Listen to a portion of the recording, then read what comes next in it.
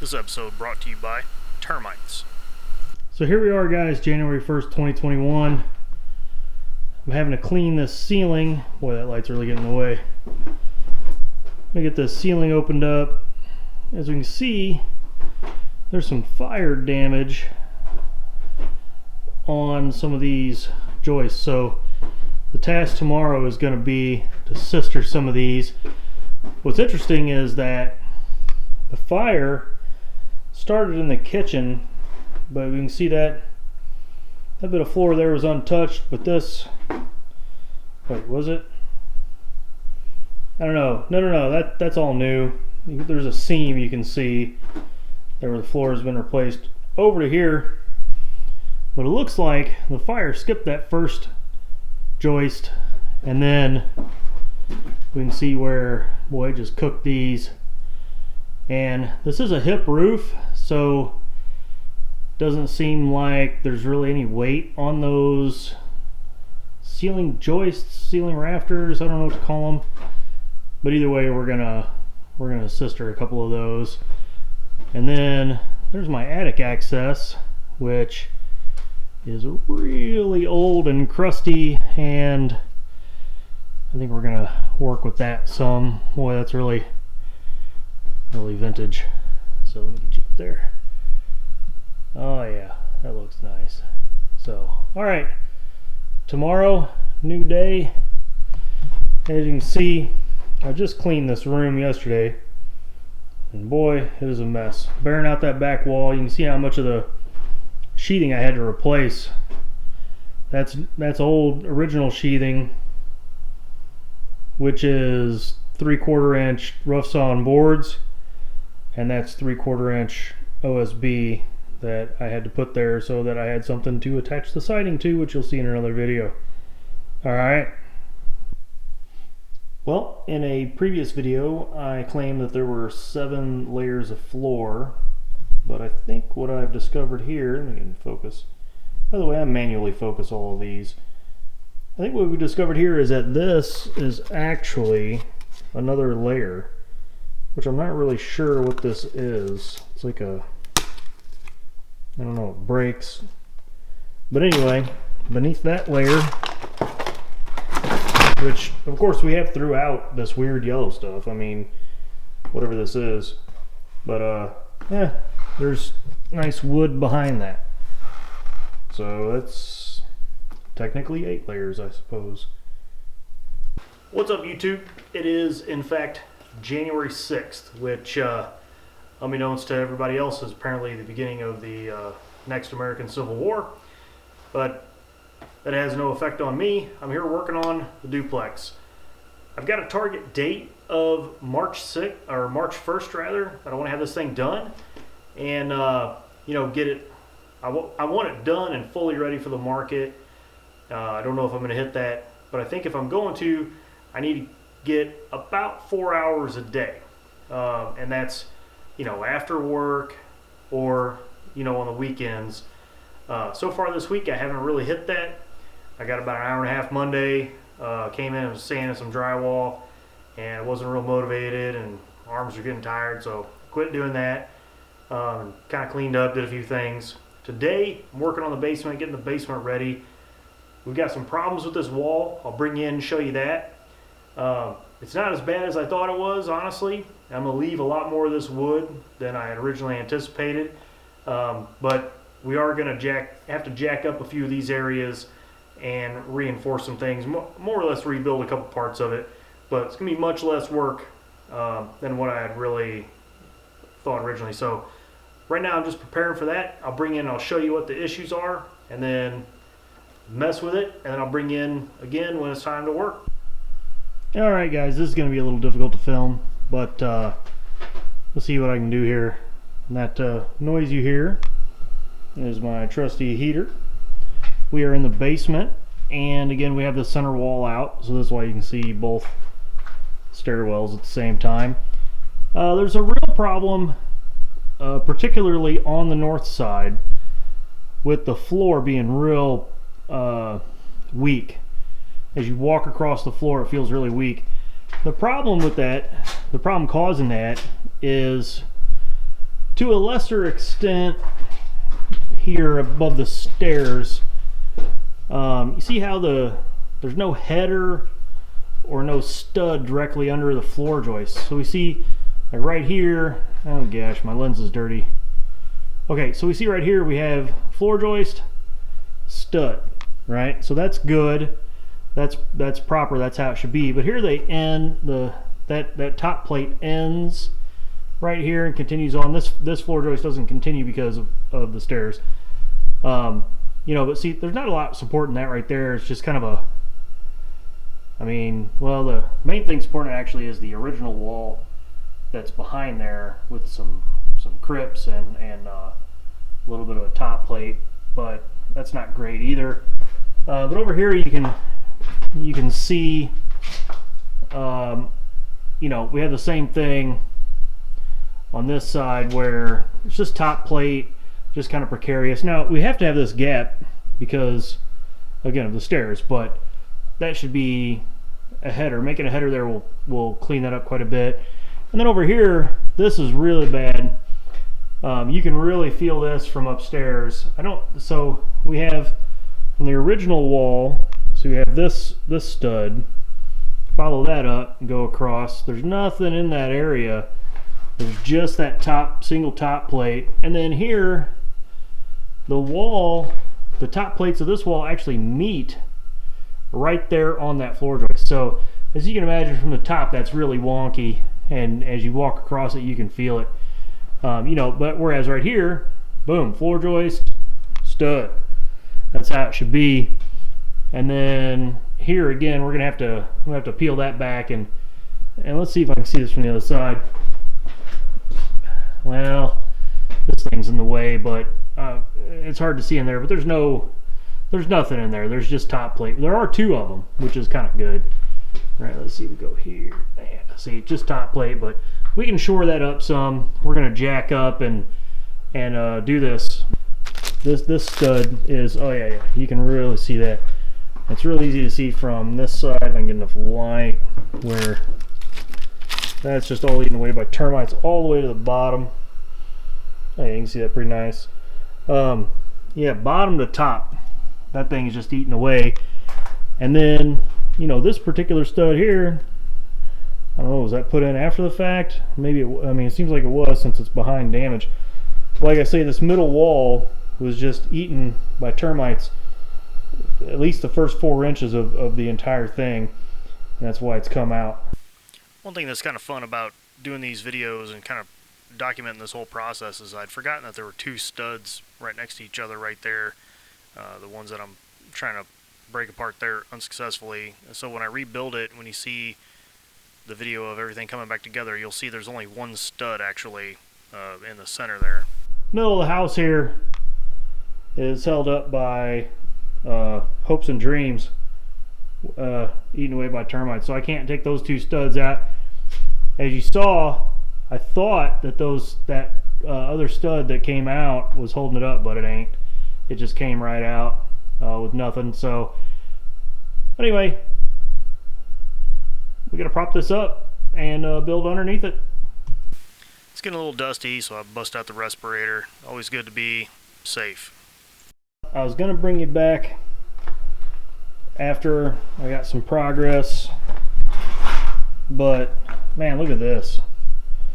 I was sure that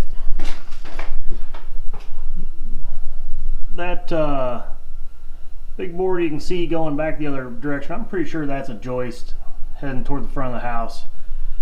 And I was sure that stud had to be holding that up. Because, I mean, look at it. It goes straight up to it. But, man, there is just nothing here. I mean, I was going to jack this up and pull this out. But, oh, there might be something there. Maybe that is holding it up. I don't know. There's a little bit of structure in the back. Amazing. And here's that board I just knocked out in that time lapse. Just gnarly. And there's the one from that was out front that we could see. hopefully you guys like these gratuitous demo shots. This is just me ripping everything apart again. Don't really have much of a plan, I'm just kind of pulling it apart as I can. As you can see, these boards are just torn up by termites. I estimate that the termite damage would have occurred back in the 1960s, and I came up with that date based on the amount of flooring in the kitchens. Again, those 7 or 8 layers of flooring that were up there, they were all on top of what was a completely eaten away sill plate across the back of the house, and also the sill in the front that we had to replace. The stoops were poured right into the open sill, and so I estimate that those were put in the late 60s based on some newspapers and stuff that we found inside. So that was interesting. It's interesting seeing all the archaeological stuff and little evidence of this and that you find when you're tearing this stuff out. I said when I opened the video that I want to try to get this done by the 1st of March. It's now February 4th. That's just simply not going to happen. There's way too much to do. Both bathrooms still need done. Both kitchens still need done. I still got to get the rough-in inspection on the north side. Not an inch of drywall has gone up on that side. I got to insulate everything.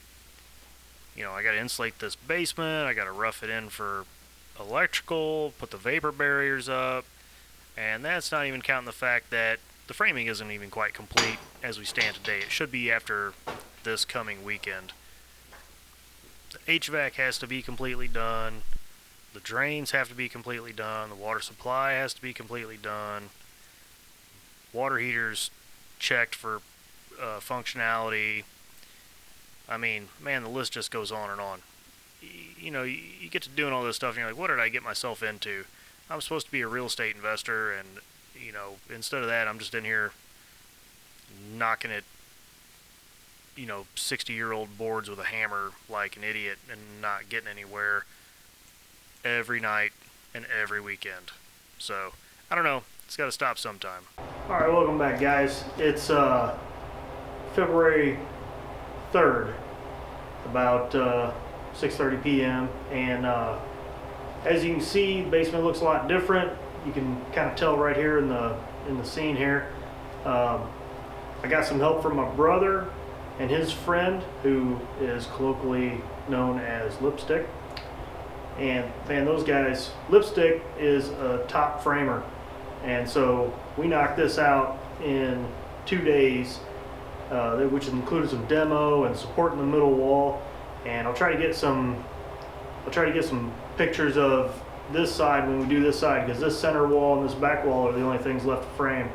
So I'm going to grab the camera and do a quick walkthrough, and then after I do that, then it's going to be working on the kitchen, getting it cleaned up.